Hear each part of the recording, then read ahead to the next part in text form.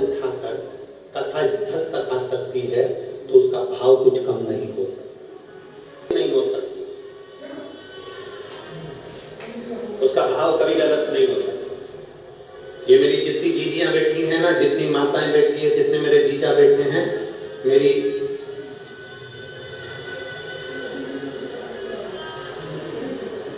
ये जितनी मेरी जीजियां बैठी हैं,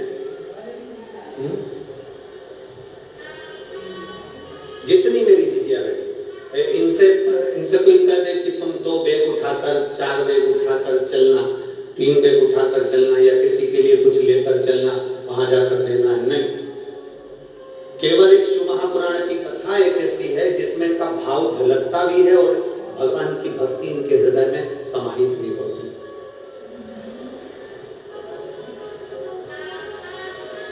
भीतर से भाव उत्पन्न करो और फिर निवेदन करेंगे। शंकर जी के मंदिर में जाओ ना, शिव जी के मंदिर में अगर जाओ या शंकर जी के शिवालय में जाओ या एक लोटा जल समर्पित करने के लिए जाओ, तो वहां जाने से पहले अपने भीतर भाव उत्पन्न करो। कौन सा भाव उत्पन्न करना है कि मैं अपने घर से जल लेकर जा रही हूं, मैं अपने घर से पानी लेकर जा रही हूं, मैं अपने घर से जल लेकर जा रही हूं और वहां मैं भगवान देवज्ञ महादेव को जल समर्पित करूंगी, शिव जी को जल चढ़ाऊंगी, मंदिर में झाड़ू लगाऊंगी, पोछा लगाऊंगी और भगवान देवज्ञ महादेव का श्रृंगार करूंगी। हाँ, यदि मार्ग में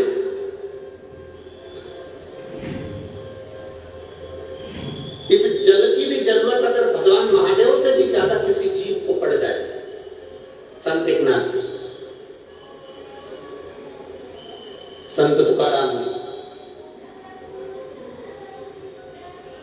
जिन्होंने प्रेरणा दी, त्रिवेणी का जल लेकर रामेश्वरम के लिए जाते हैं और बीच मार्ग में एक जीव गर्मी के कारण रोड पर पड़ा हुआ था। संत एकनाथ जी, संत तुकाराम जी उस जल को भगवान उस जीव को पिला देते हैं। साथ वालों ने कहा तुम ये कावड़ लेकर जा रहे हो, साथ वालों ने कहा ये जल लेकर जा रहे हो, तुम्हें त्रिवेणी का जल शंकर भगवान को रामेश्वर में चढ़ाना था और तुम ये बीच में सारा जल तुमने इसको पिला दिया। तो इतने में संत एकनाथ तुकाराम जी महाराज बड़े भाव से कहते हैं कि देखो, वो भी महादेव है और ये भी महादेव है, अगर महादेव को यहां लेना है तो वो जल को स्वीकार करें।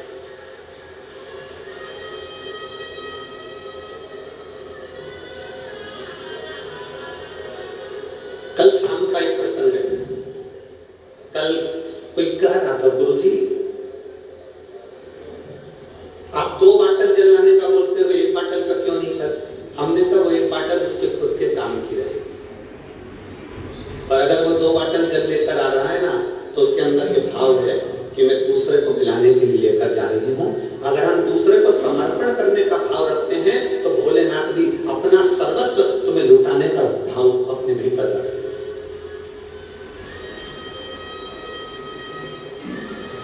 और निर्मल मन सोमोनी, आपका भाव जितना सुंदर हो, आपकी भक्ति जितनी सुंदर होगी,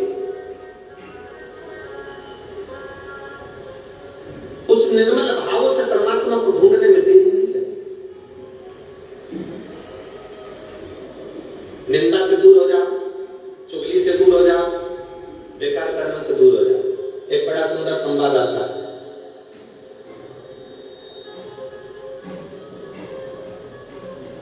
एक राजा ने ब्राह्मणों का भोज रखा।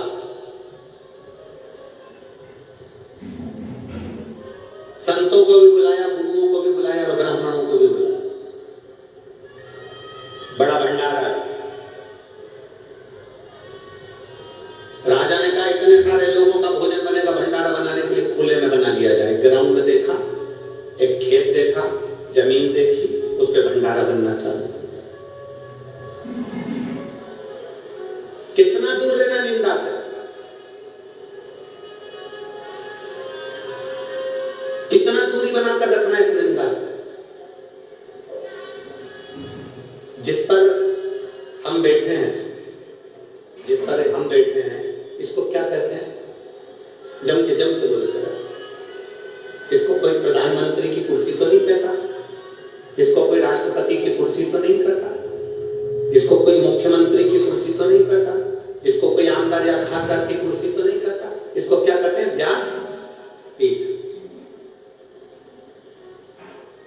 काय के लिए मिली है ये? अगर कोई व्यास वक्ता इस पीठ पर बैठे तो वो क्या करने के लिए बैठा? इस पीठ पर बैठा है वो भगवान की चर्चा करने के लिए, जनमानस को प्रेरणा देने के लिए और जनमानस को मंदिर, शिवालय, देवालय से जोड़ने के लिए बैठा।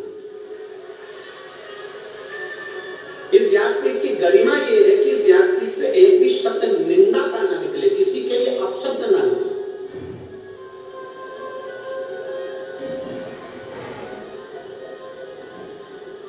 और मेरी परतवाड़ा की जीजियों, आपसे कहना चाहेंगे, निवेदन करना चाहेंगे कि इस व्यासपीठ पर देवादिदेव महादेव की कृपा से जब भी आते हैं तो माता सरस्वती से कहकर आते हैं, माँ ऐसी कृपा करना इस कंठ से कोई ऐसी वाणी ना निकलवाना कि किसी के दिल को चोट पहुंच जाए, किसी के हृदय को चोट पहुंचे, ऐसी वाणी नहीं चाहिए।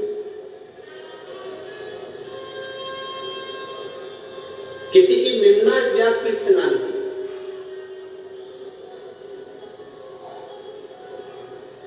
किसी व्यक्ति विशेष के नाम से कुछ शब्द, कोई निंदा इस व्यासपीठ से ना निकले, इस गादी से ना निकले। कारण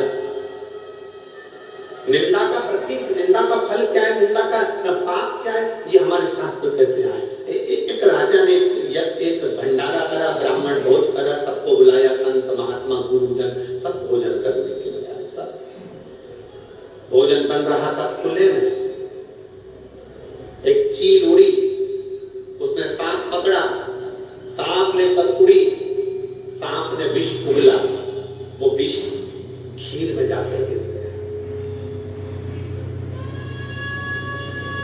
खीर में विष गिर गया। ब्राह्मण भोजन कर रहे थे, संत भोजन कर रहे थे, गुरुजन भोजन कर रहे थे और सारे ब्राह्मण, सारे संत, सारे गुरु उस खीर को खाने के बाद मर गए। जितने भोजन कर सब मर गए।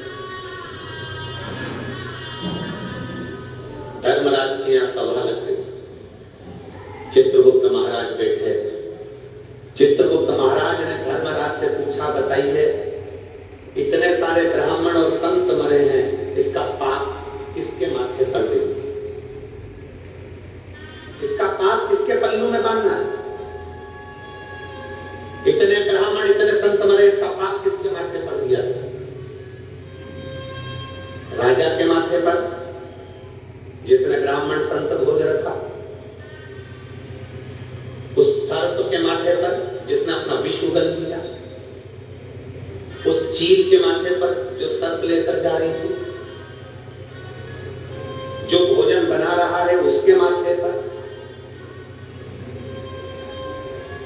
इतने सारे ब्राह्मण संतों के मरने का पाप किसके माथे पर दिया जाए? बोलो धर्मराज, बताइए।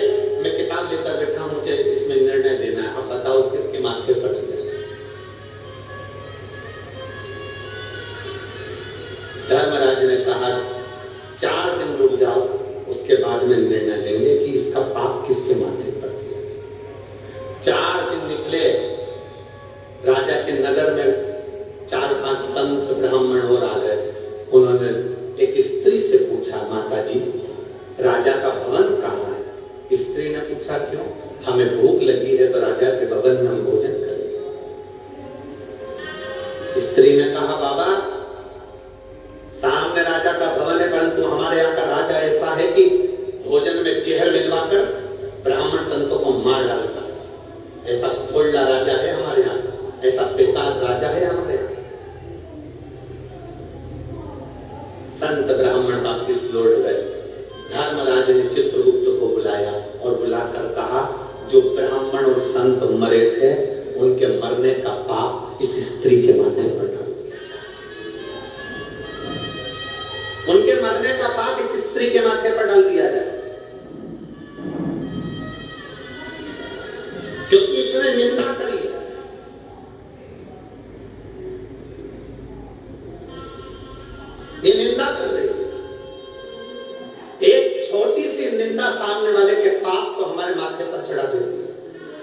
मंदिर में जाना, शंकर के मंदिर में एक लोटा जल समर्पित करने के लिए जाना, देवाधिदेव महादेव के मंदिर में एक लोटा जल समर्पित करने के लिए जाना, भगवान शंकर के मंदिर में एक लोटा जल समर्पित करने के लिए जाना, शिव के दरवाजे पर अगर एक लोटा जल समर्पित करने के लिए जाना, भगवान देवाधिदेव महादेव के पास अगर जाना तो ये प्रयास कर जाना कि मैं शंकर के मंदिर में जब तक रहूं, मैं शंकर के मंदिर में जाऊं और आऊं, तब तक मेरे मुख से भोलेनाथ ऐसी कृपा करना कि किसी की निंदा ना निकल जाए, किसी की निंदा मेरे मुख से,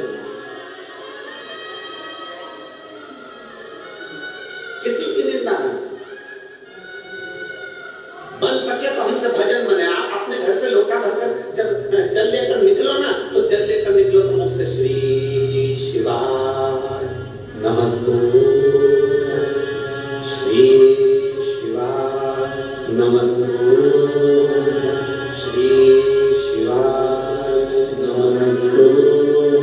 जब आप निकले अपने घर से, भगवान का मंत्र जाप करते हुए चले, श्री शिवाय नमस्तुभ्यं बोलते हुए चले, पंचाक्षर मंत्र नमः शिवाय बोलते हुए चलिए, षडाक्षर मंत्र ओम नमः शिवाय बोलते हुए चलिए, भगवान का भजन गुनगुनाते हुए चलिए।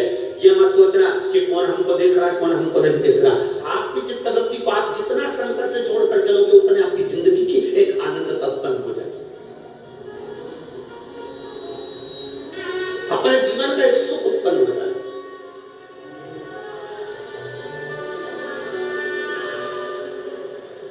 अपने भजन के बल को बढ़ाइए, अपने भाव को बढ़ाइए, अपने भाव।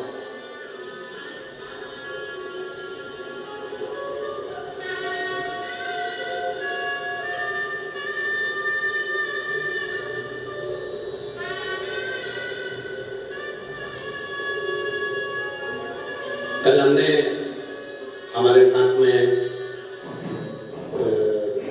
माननीय प्रकाश जी के साले जी अभी हमको कृष्ण की भूमिका निभा रहे हैं, रथ के सारथी बनकर लाना निकलने का कार्य कर रहे हैं।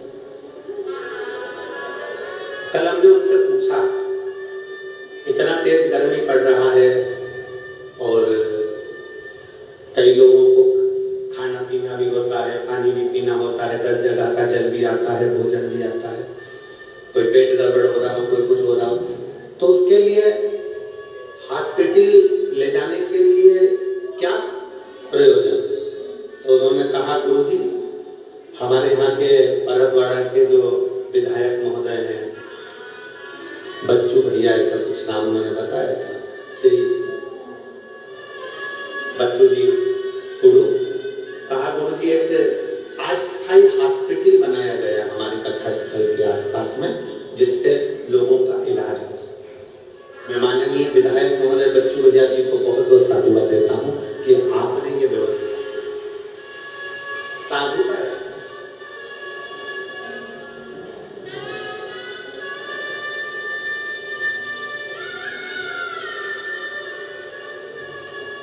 बताया कि कुछ बसें भी चलवाई जिससे निःशुल्क लोग जाना आना कर रहे हैं। हम उनको बहुत साधुता देते हैं, बहुत साधुता। एक विधायक होने पर ऐसा निर्मल भाव अगर आपके अंदर शंकर जी के प्रति है तो ये शिव की ही कृपा है और आपके माता पिता की कृपा।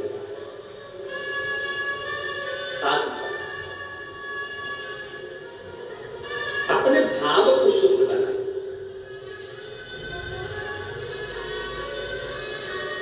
और जब तक अपना भाव शुद्ध नहीं होगा ना, भगवान ने बोले एक बड़ी सुंदर बात आती है, संत बनना सरल है पर सरल बनना कठिन है। मेरी जीवियों, संत कोई भी बन सकता है पर सरल नहीं बन पाता।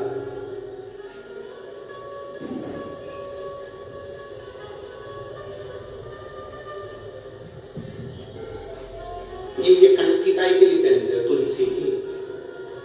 जम के बोलो जरा, गले में तुलसी की कंठी काय के लिए पहनते हो? गले में रुद्राक्ष काय के लिए पहनते हो? गुरु जी से मंत्र काय के लिए लेते हो? गुरु दीक्षा काय के लिए लेते हो? बड़े बड़े औंधे पर जाकर बैठ जाए और आपने किसी गुरु से मंत्र लिया है, कंठी पहनी है, गले में अगर तुलसी की माला पहने हो, गले में अगर रुद्राक्ष की माला पहने हो, कंठी का मतलब होता है कि अपने कंठ से किसी की निंदा ना निकले। कंठी का मतलब है अपने कंठ से किसी की बुराई ना निकले। कंठी का मतलब है अपने मुख से किसी की अपशब्द ना निकले। तो समझ लो कि तुम किसी गुरु के चेले हो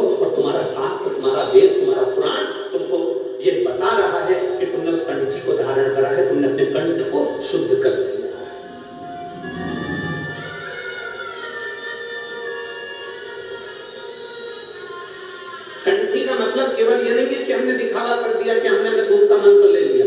कंठी का मतलब ये नहीं है कि हमने दिखावा कर लिया और हम उस गुरु के चेले हो गए ना। कंठी लेने का मतलब है कि कंठ से किसी के लिए शब्द ना निकले, कंठ से कोई आड़ी टेढ़ी बात ना।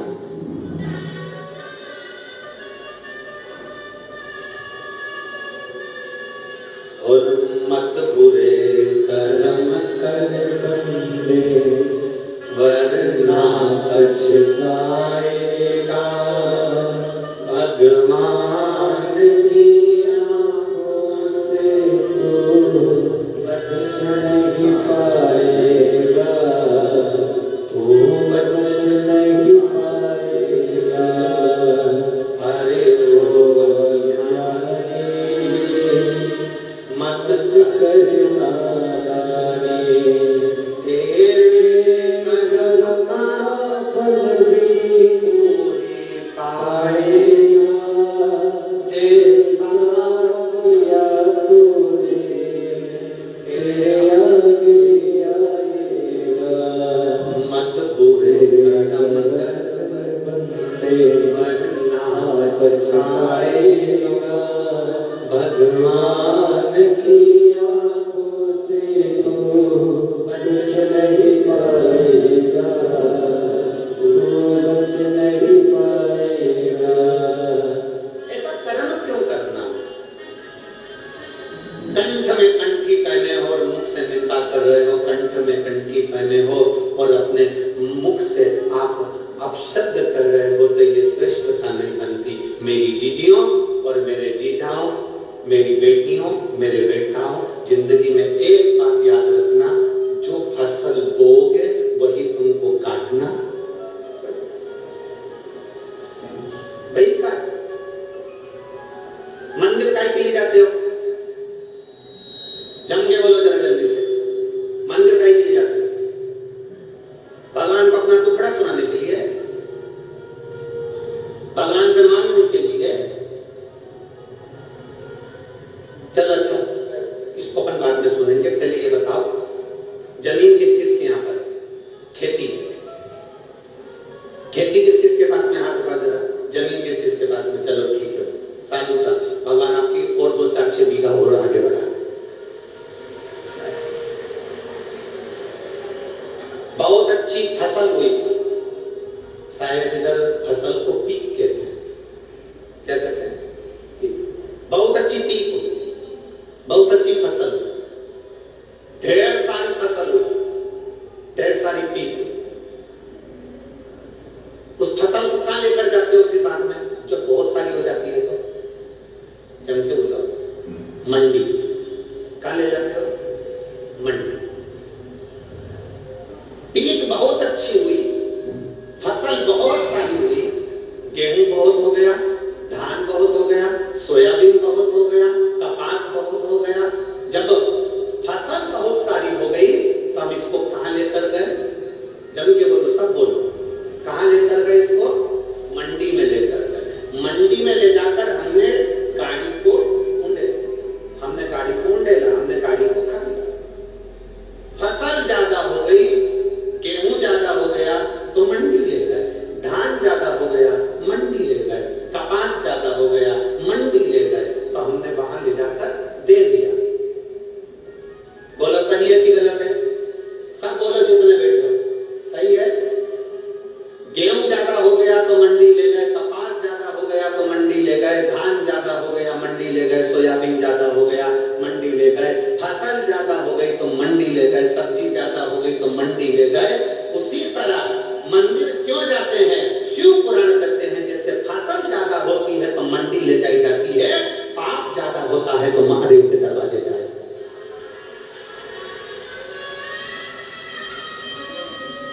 मंडी में जाकर फसल को खाली करा जाता है और मंदिर में रोज जब हम देवाधिदेव महादेव को लोटा भर के जल चढ़ाने जाते हैं ना, तुमको तो मालूम भी नहीं पड़ता हमारे ऊपर जो जो पाप चढ़ा हुआ होता है वो धीरे धीरे जल चढ़ाते चढ़ाते जब हम महादेव के सामने अपने शीश को झुकाते हैं तो जैसे ट्राली, बैलगाड़ी, जैसे फसल की गाड़ी खाली हो जाती है, जब हम महादेव के आगे शीश झुकाते हैं तो हमारे ऊपर का पाप भी खाली हो जाता है।